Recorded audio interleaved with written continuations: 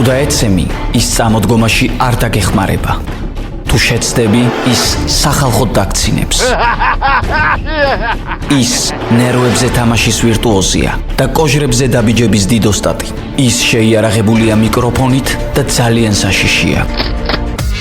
ჯოკერი. დავით ლიკლიკაძის საავტორო გადაცემა.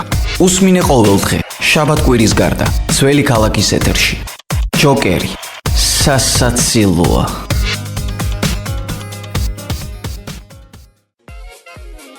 რუსეთი კი ბატონო არ უნდა გძულდეს, მაგრამ თუ რატომ არ უნდა გვიყვარდეს, ამას ახლა ამ პატარა რადიობლოგში მოგიყვებით.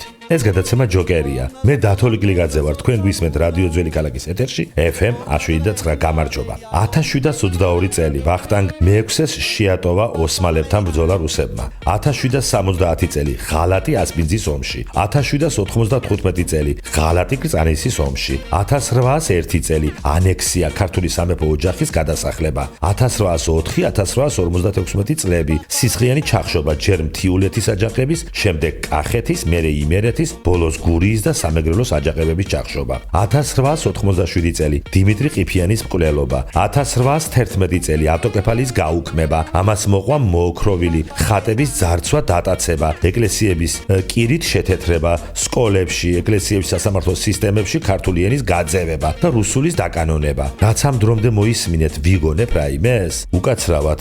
ეს უახლესი ისტორია არ არის ჩვენი ქვეყნის. რამე ჩვენ წელთაღრიცხვამდე ვყვები, სადაც მომსწრე არ აყავს ვინმე და ფანტაზია ისტორიკოსების, არტეფაქტებით რომ უნდა გჭირდებოდეს გაშიფრვა. ახალი ამბებია ისტორიისთვის, ბოლო საუკუნეების. უფრო ახალიც გინდათ? მეხსიერება გღალატობთ? კი ბატონო, განვაგრძოთ. 1920 წელი სოჭის ანექსია, 1921 წელი საინგილოს გაჩუქება, იმავე წელს ლორეს გაჩუქება, შემდეგ ტაო-კლარჯეთის გაჩუქება ყარსის ხელშეკრულებით, სხვადასხვა თურქებს რომ ბრალდებათ.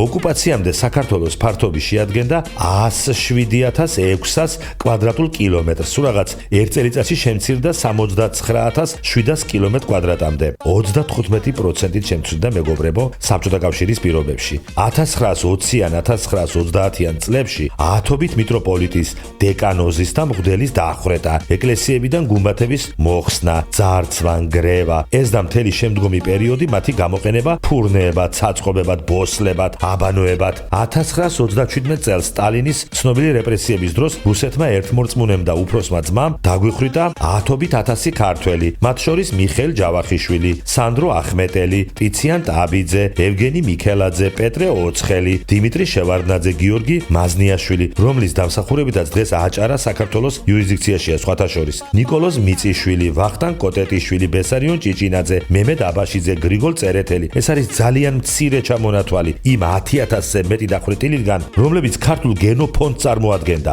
ხოლო 70,000-მდე ქართველი ქალი და ბავშვი კი გადაასახლეს. არა ადამიანურ პირობებში, რომელთაგანაც ვინ დაბრუნდა და ვინ არა, ეხლა ამას კაცი ვეღარ დათვლის.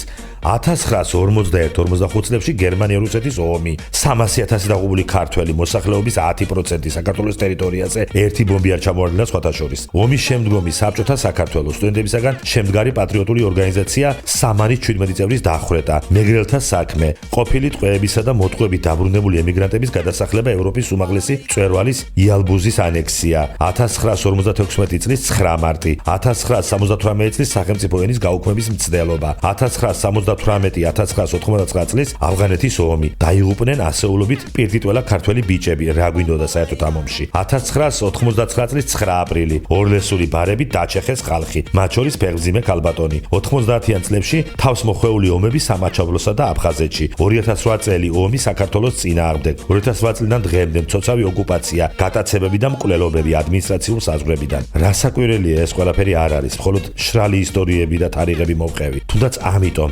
რატომ უნდა მიყვარდეს რუსეთი? კი ბატონო, არ მძულდეს, მაგრამ რატომ უნდა მიყვარდეს? ეს გადაცემა ჯოკერია. მე დათო ლიკლიკაძე ვარ. შევხვდებით ერთმანეთს ყოველდღე, შაბათ-კვირის გარდა. თუ დაეცემი, ის წამოდგომაში არ დაგეხმარება. თუ შეცდები, ის სახალხოდ დაგცინებს. ის ნერვებზე თამაშის ვირტუოზია და კოჟრებზე დაბიჯების დიდოსტატი. ის შეიარაღებულია მიკროფონით და ძალიან საშიშია. ჯოკერი. დავით ლიკლიკაძის საავტორო გადაცემა. უსმინე ყოველდღე, შაბათ-კვირის გარდა, ძველი ქალაქის ეთერში. ჯოკერი. სასაცილოა.